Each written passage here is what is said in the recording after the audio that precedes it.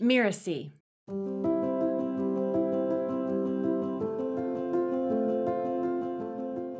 So you have to realize that when you say, I'm tired, maybe you are tired and maybe you need a rest, but maybe you're talking yourself out of doing the hard thing that was next on your to-do list. We have to understand our own trickiness and the ways in which we're trying to make sure that we don't do the things that we secretly don't want to do.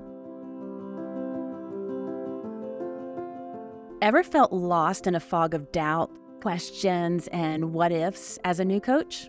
Well, today we're unveiling those often ignored emotions. We're going to dive deep into some of the psychological and unseen challenges awaiting when you step into the world of coaching.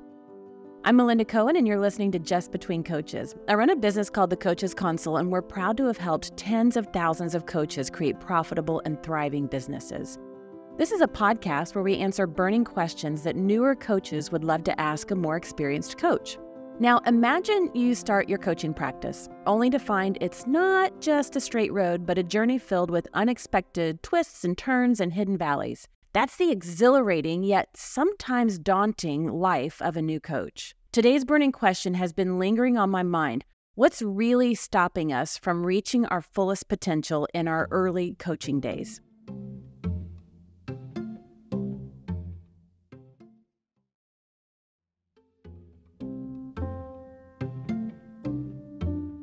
Today, I've invited Dr. Eric Maisel, the world's leading creativity coach, teacher, psychotherapist.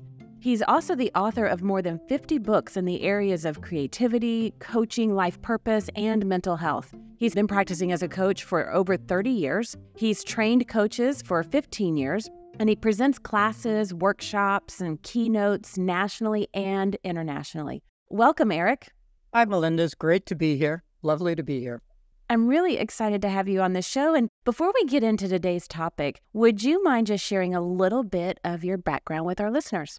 Let's see. What's the shortest story? I started out as a math and science boy. That's what I thought I would do. That stopped interesting me at some point, probably when I met girls. That was the end of math and science. I started college early at 16, was too young, flunked out, enlisted. I'm giving the long, short story. And then I got a degree in philosophy, which is what you do when you have no idea what you're doing. And I started my first novel when I was 24, and I've been writing for the last 50 years, doing lots of books. At some point, it wasn't honorable to keep writing books that weren't making money. So in my early 30s, I retooled as a California licensed marriage and family therapist, stopped believing in the mental disorder model almost instantly. Coaching didn't exist too much back then. I segued to something I called creativity consulting. And then when coaching became a word, I switched to creativity coaching. And I've been working with creative performing artists for 30, 35, 40 years now, a long time, and training coaches and continue to write in the areas of creativity. So much about the creative life interests me that I have no trouble finding the next thing to write about, whether it's creativity and addiction or creativity and depression or creativity and anxiety, all of the things that really matter to human beings who decide to self-identify as creatives.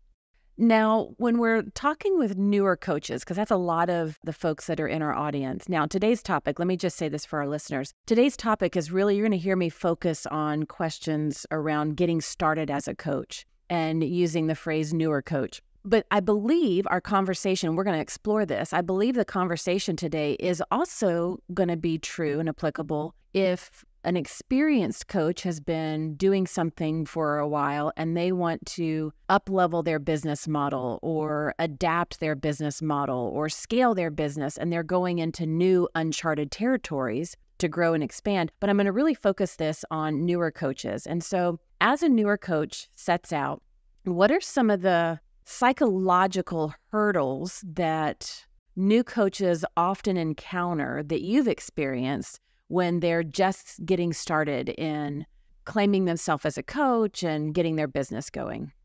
Yeah, there are several sort of top-level important ones. First is difficulty asking for what they want.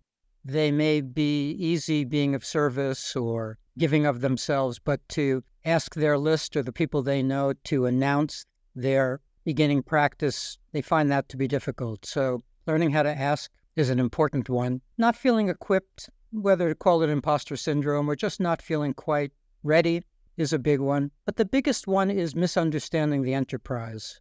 And most professions act like they are experts. They come from an expert model. A lawyer has a certain expertise, a doctor has a certain expertise, a baker has a certain expertise. I don't think coaches have that kind of expertise. They don't need that kind of expertise. They just need to feel like they can be of a little help.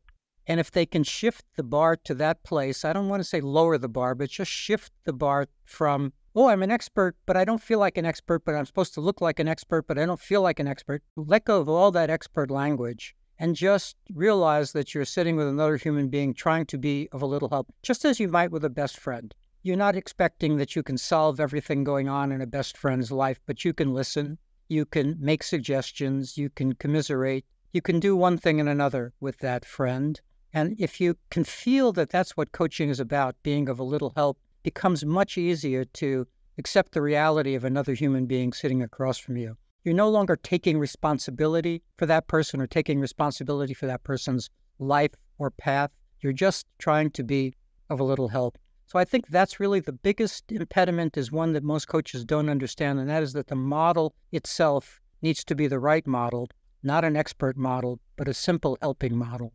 I find that that simple helping model, as somebody's been doing it for a while, they'll often become known for a thing or a particular take on a thing. And then the expert status might grow from that, but it doesn't have to begin with that. That's right. For instance, in my life, I know the nonfiction book proposal really well. So if that comes up in a session, if I have a client who's working on a nonfiction book, I can describe what goes into a nonfiction book proposal in 3 sentences flat. I have that kind of expertise.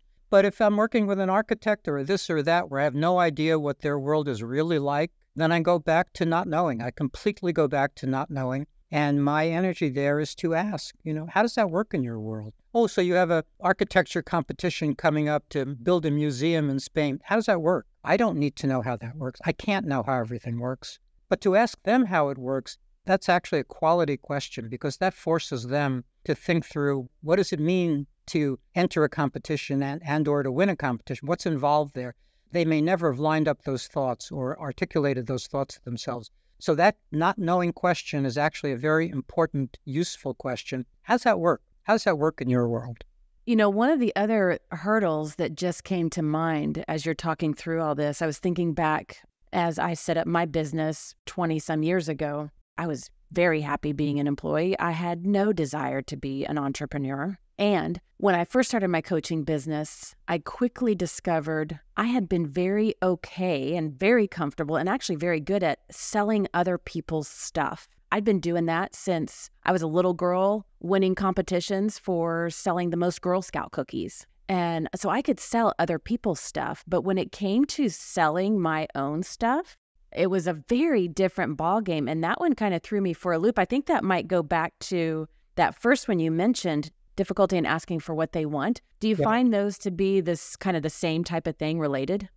Absolutely. Most new coaches have problems around asking and have always found it much easier to provide services for somebody else or helping somebody else than for themselves. And so there's an existential bit to this, and that is that folks need to be reminded, new coaches, everybody needs to be reminded that they matter and that their efforts matter. And that sort of should go without saying, and yet it has to be said, because I think that existential component in working with clients about their life purposes and how to make meaning in life and how to matter, all of that often goes unsaid. And so we're not talking about the right things necessarily. We go to some micro place or some niche place before we get the most important things on the table. For me, I'm always talking with clients about the paradigm shift from the idea of a purpose to life to the idea of multiple life purposes, that many things are important to us. And that contextualizes the thing we're talking about better than if we hadn't brought that up.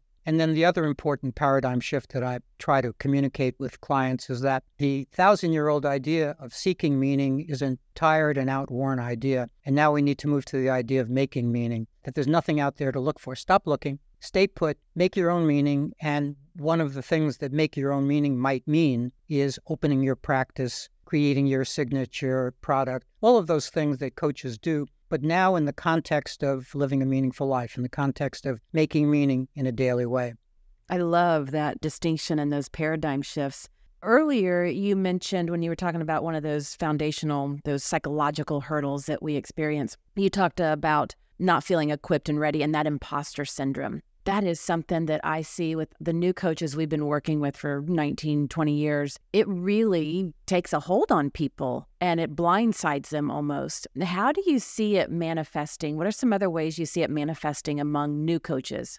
Well, the number one way, I'm not sure what the statistic is, but 90 or 95% of folks who train to be coaches never see a client. They don't even try to start a practice. So that's the number one way it manifests, is by never starting that practice. They're a little scared of sitting across from another human being, whether it's imposter syndrome or they don't want pushback, they don't want criticism. They don't want to really deal with another human being. They love the training, but now, oh my God, real human beings might be coming into the office. So that's the main hurdle, is being willing to sit across from another human being, not taking responsibility for that person, but being there, authentically being there for whatever your time frame is, 45 minutes or 50 minutes or whatever it is, to be there authentically. So that is the real hurdle, whether it's imposter syndrome or a whole combination of psychological challenges. The core challenge is being willing to sit across from another human being and being present for that amount of minutes. Yeah, just remembering those inherent coaching skills, being present, listening, getting curious, asking questions. Like, I love that you've said this several times. Coaching isn't about taking responsibility for somebody else. And I think a lot of newer coaches forget that. And they're like, oh my gosh, the person I might be talking to, they may not get results. Can I help them get outcomes? And Yep. They forget that. And in that moment, that's what's happening. They're taking responsibility. Yeah, and let me piggyback on that, because in working with creative folks, especially, but working with anybody, I try to help folks make the distinction between process and progress, and try to relax around the word progress. Forget about making progress. If you actually engage in process, you will make progress. So let go of the progress bit, stop attaching to outcomes, and truly engage in process. And that goes in one ear and out the other. Oh, yes, of course, I engage in process. But most people don't like process, because process comes with mistakes and messes. Process means spending 2 years on a novel that never works. That's the reality of process. 3 of your 7 books you write may not work. Who wants to hear that? But that's the reality of process. I have to say these things to my creative clients and to new coaches, to everybody. If you're going to wait for guarantee that what you're about to do will work perfectly or will work at all, forget about it. You're not going to get that guarantee. That guarantee is not coming. So you're going to have to engage in process and let go of the idea of progress. The idea of progress is built into the American character. It was the main metaphor of the 19th century. Transcendental philosophers used that word all the time. Americans were supposed to make progress. Their image was the image of the upward spiral, always going up, always doing more. We have that really built into our psyche and our system. So it takes some talking and some work to help clients understand that progress is not the right measure. That's why I did a book called The Power of Daily Practice. Just the idea of doing something every day, you're bound to make progress. But if you don't have a practice, you're likely to make no progress. Love that distinction, just letting that land, because I think, like you said, it goes in one ear and out the other because folks are so attached to outcomes. I find that when fear is driving the ship, attached to outcomes, and then we forget everything, the fundamentals of what we know. But when we're not in that survival state of our brain, when we're not letting fear control everything, we can be grounded in these truths and navigate things so much easier. Why do you think it's so hard for anybody stepping out of their comfort zone? Why is it so hard for people to remember those fundamentals? Something about their third grade teacher or their mother. Something about somebody saying you drew outside the lines. So many things go on in our culture, in our families, in our society that ruin our imagination. We're supposed to draw inside the lines and not make mistakes and messes. We're supposed to know what's on the test, not have big ideas. So there's a lot culturally that cause us to get to that place of not feeling free to make mistakes and messes. If you look at the history of really creative people, they don't blink an eye after a huge mistake. They spend 2 years writing a symphony that doesn't work. They move on to Symphony 7. They move on to Symphony 8. Entrepreneurs, inventors, app developers, everybody who makes big mistakes as part of what they do. But the vast majority of people do not like that.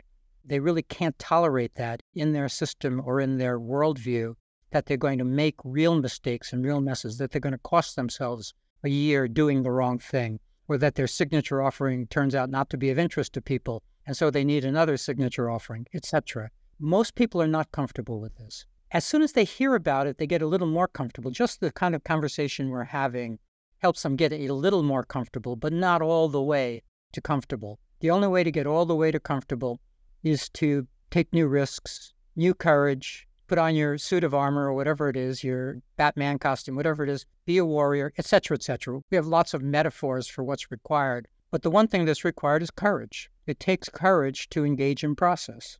Now, how can new coaches, new entrepreneurs, how can they equip themselves to navigate this emotional landscapes? I know one of the things when we open enrollments to our program for coaches twice a year, one of the first things that I say repeatedly is owning your own business is really just the playground you've selected for your own self-help journey, discovery, evolution as a human being. So get ready. Here we go. And how would you recommend that new coaches equip themselves to navigate this emotional landscape without getting paralyzed or getting overwhelmed?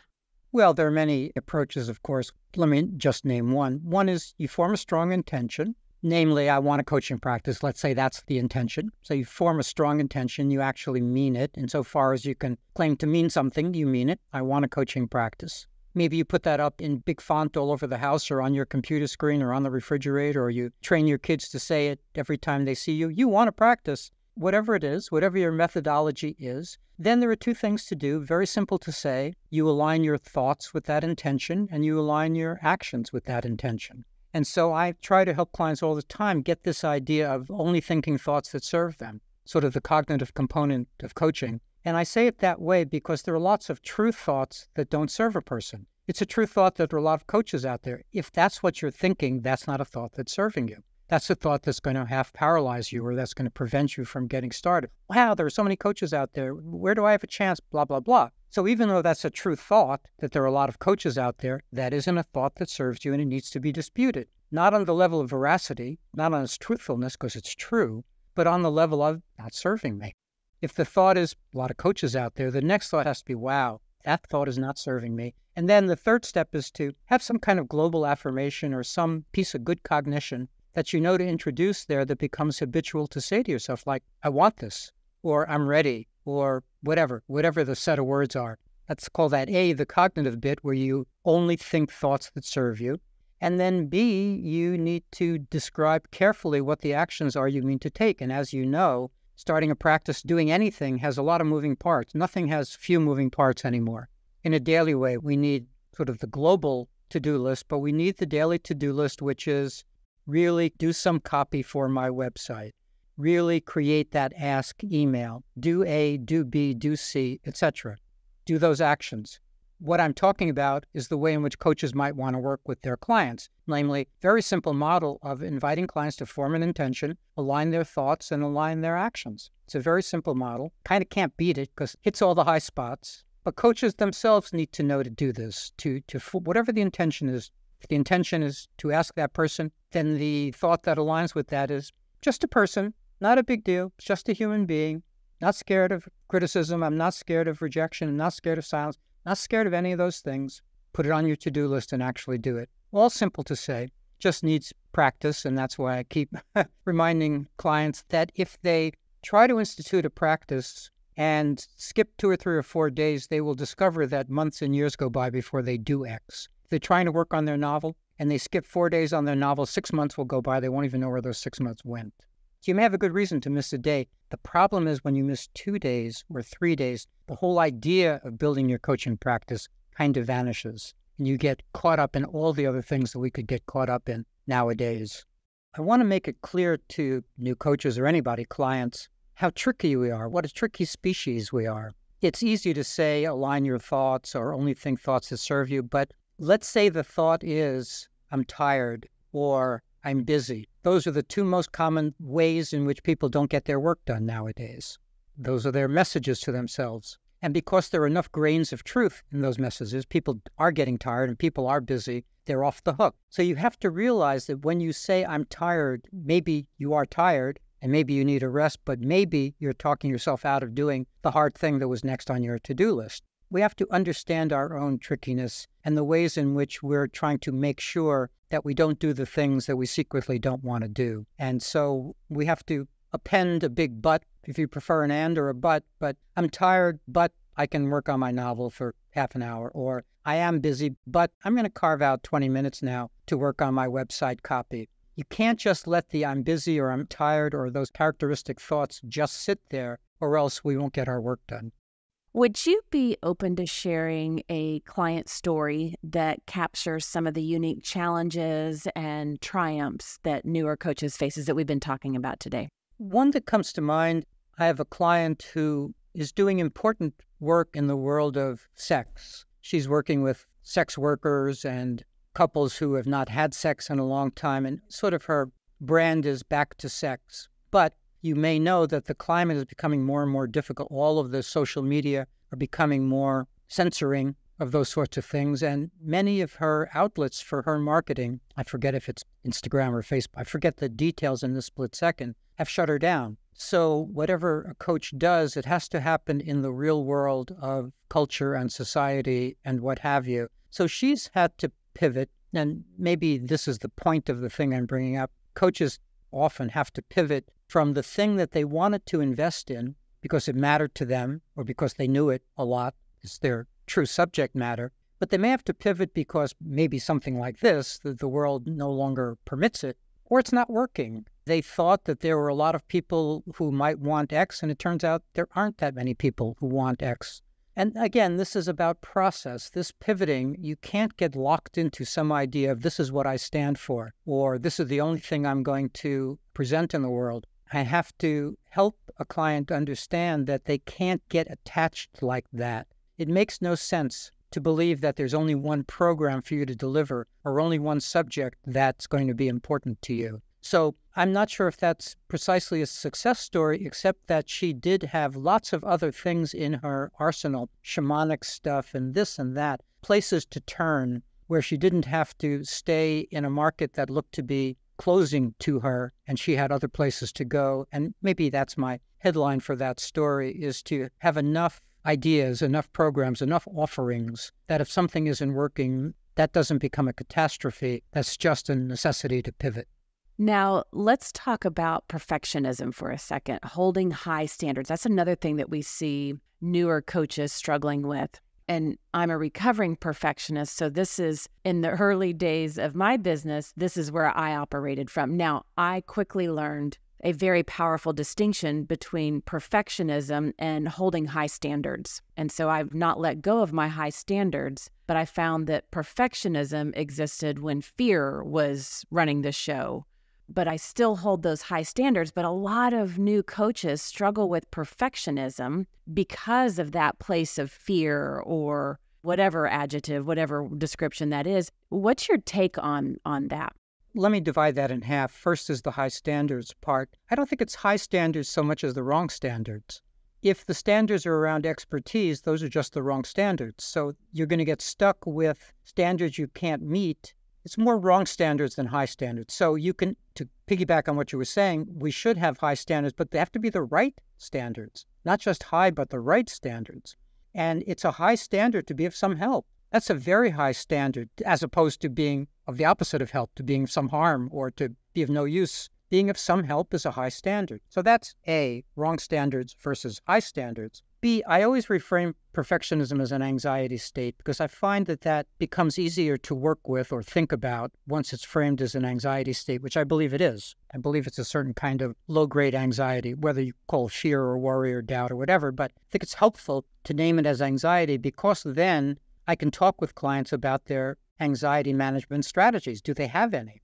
I have lots of anxiety management strategies to offer. But what I kind of demand of clients is that they own one or two anxiety management strategies that actually work for them.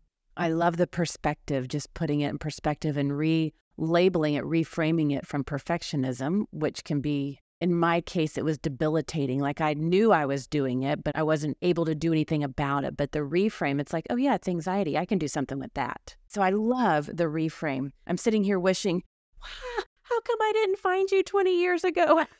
But hopefully our listeners will find it helpful. Now, with coaches, they're making their journey, stepping out of their comfort zone. What other counsel or guidance or insight could you offer just to help them anchor into themselves during these early stages as they're stepping out and starting their business? Any other insights to share? Well, this is also an anxiety management strategy, but it connects here. It's the idea of disidentification, which is very much like detachment in Buddhism, but it's its own flavor. It's an idea out of a branch of psychology called psychosynthesis, which was founded by an Italian psychologist named Rosario. It's a very simple idea, and it's the idea that you are not your temporal states, you are not your actions, you are not the things that happen. You remain perfect, beautiful, wonderful, excellent. Even if the coaching session was rubbish, you're still fine. Even if you made some mistake in the session, you're still fine. Even if the write-up on your website turns out to be dull as dishwater, you're still fine. You want to stay okay, and that's the biggest thing that I think human beings, but new coaches need to remember is that I will make mistakes. Things will happen that I'm not proud of. I'll disappoint myself. I'm still okay. And I'm just pausing for effect because it's very hard for people to stay okay if they make mistakes or if they get pushback or criticism or this or that. They take it in too deeply to a place of, I'm not okay. Look, this is proof I'm not okay. Boy, that criticism was right on. They nailed me. They got right to my core of not okayness. So that's the main remembrance that a human being / coach needs to remind herself of, and that is that we remain okay, even though many of the things we do are not particularly beautiful or wonderful or okay. One of the things that I loved about this whole conversation and dialogue today is everything that we've shared that coaches can use as they're embarking on their journey, setting up their business, working with their clients. You mentioned it earlier even, that all of these things are also great for us to use with our clients to help them on their journeys. And sometimes it's easier for us to be able to do that in service of others while we also remember to do it for ourselves. So I just want to summarize some of the things that we've talked about today because it has been a fascinating conversation into this topic. And we kicked off talking about some of those foundational psychological hurdles that are going to occur. You navigated us through some of those that are common so that we can have a heads up, so that we're not in reactionary mode, but we are in a very mindful state. And you also gave us a couple of other amazing paradigm shifts that we can look at to help us navigate our journey. We dove into the imposter syndrome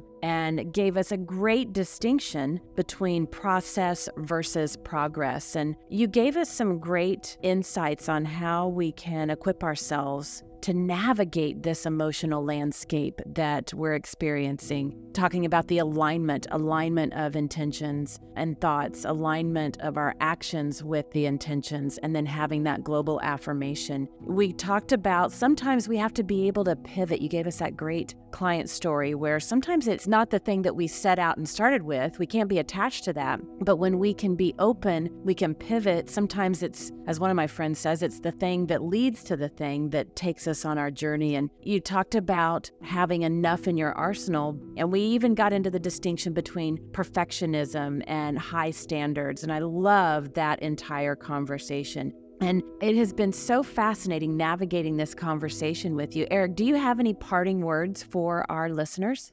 Well, I'm not sure it's parting words. What just was popping into my mind was the trouble that new coaches, really all coaches, but the trouble that new coaches have between trying to decide if they're going to be a generalist or if they need some signature offering or some niche. And that's a stumbling block for a lot of coaches. And so they don't get started because they're not sure if they should be just presenting themselves as a coach to everybody or if they should be presenting themselves as a coach to some particular audience. I think the answer there is sort of like what we've been talking about in other areas of the conversation. You have to make choices. You have to take actions. If the choice is to do both, then you put yourself out as a generalist, but you also announce your workshop for your specialty group. You do both things, or you choose between one or the other and see which works better. But you don't want to get stuck there. There are so many places of potential stuckness in a new coach's life And this is one of those places of stuckness, of not knowing whether to be a generalist or a specialist. You have to make a choice and see what happens. This is another place of process over knowing. You just have to involve yourself in the process without knowing what's going to work and see what transpires.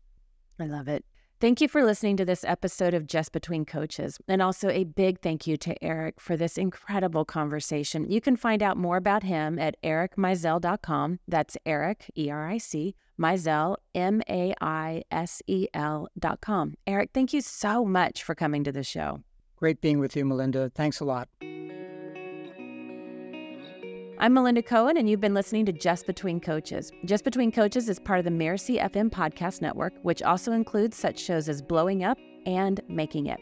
Michi Lantz produced this episode. I wrote this episode together with her, and Cynthia Lamb is our supervising producer. Danny Inney is our executive producer. To catch the great episodes on Just Between Coaches, please follow us on Mirasee FM's YouTube channel or your favorite podcast player. And if you enjoyed the show, please leave us a starred review or a comment. It's the best way to help us get these ideas to more people. Thank you, and see you next time.